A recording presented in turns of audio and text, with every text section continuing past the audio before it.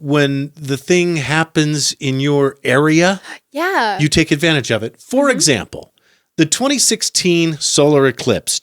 Do you remember that? Oh, I definitely do. Yeah, that was hot shit, right? Yeah, it was a big deal. For 3 minutes or whatever it was, we got to look around and see the 360 sunrise. Mm-hmm. That was wild. Pretty cool.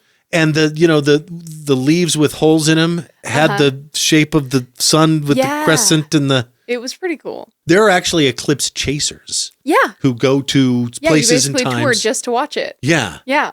Here's something that I think we need to recognize as people living in the Mormon corridor that I didn't quite realize. So we've been to Salt Lake a few times. Oh, yeah. Over the past, let's see, since 2019.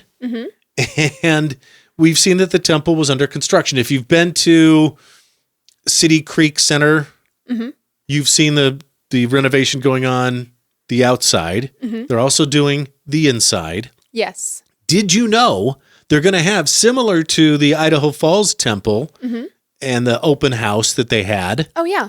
They're going to have an open house before they rededicate the Salt Lake City temple. Yeah, of course. In 2027. Yeah. So in between April and October, there are 2 general conferences, as we've learned here on this show. They're going to have an open house in Salt Lake City for the Salt Lake City temple. Now, the reason this is significant is it's the first time it's happened that the general public has been allowed inside since 1893. Yeah. Wow, that was a really well-placed F-bomb. That's a pretty big deal. Yeah. Let me tell you what else was happening in 1893. Tchaikovsky was writing the Nutcracker. Oh my gosh. Right? Think about that.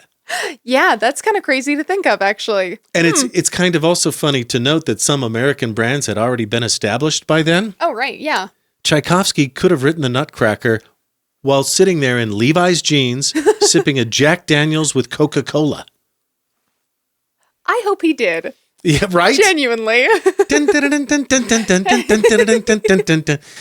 Anyway, right. So it's kind of a big deal. Yeah. You know, that's why I was actually really glad that I got to go to the Rexburg Temple open house. Okay. Way back in the day. I did not. I don't think I was back in town at that point. Right. That makes sense. But I did go to the Idaho Falls open house. Oh, right. Yeah, I actually think I went to that one too. Okay. Yeah, but anyway. Not as big a deal for you being a FOMO. I mean, even with it, I still think it's really neat to get to go in and, see what's going on. I like pretty buildings. It's why I'm a realtor. Yeah. Right. Architecture's pretty kick-ass. Yeah, I'm always excited for that. I do remember there were a couple of times when I was in the Rexburg Temple, and mind you, I'm like I'm young. I know nothing of the world. And I remember thinking to myself something along the lines of, I really wish they would have done it this way instead. Like just really dumb, nitpicky crap. That's an interesting choice. Exactly. I mean, you've been through plenty of houses as a real estate agent, and you know that sometimes the buyers go through and just point at stuff and say, ew. Yes. Sometimes I do that. Just kidding. Yeah. Or my favorite, it's a newish expression the kids are saying these days. Oh, I love that for you. Yeah. Like a RuPaul drag race contestant. It's kind of nice because they heard the phrase, don't yuck my yum, and said, good point, I won't. Yeah, right. They say that the kids these days are a little nicer. No, their insults are just a little more veiled. Anyway, I think it's great to see that the church is doing something with the $32 billion hedge fund that... Anyway. See, I just did it. It's fair. I love that for them. No, but seriously, we want to go through. Yeah, I think it'd be neat. I wonder, will they let us video? Or doubt is that it. no? I would be surprised if they did. I don't remember. I don't think the Idaho Falls Temple let us do that. Yeah, I don't think so. Or I so. woulda. Right. Yeah. But anyway, I think it's still going to be a fun experience. Let's at least go and see it. Why not? We gotta. Yeah. I know this sounds weird, but like the solar eclipse, it's a once in a lifetime experience. Hell, it's a once in a 2 or 3 lifetime. I mean, what's 132 years? That's 6 generations? Well, it depends on how old you live.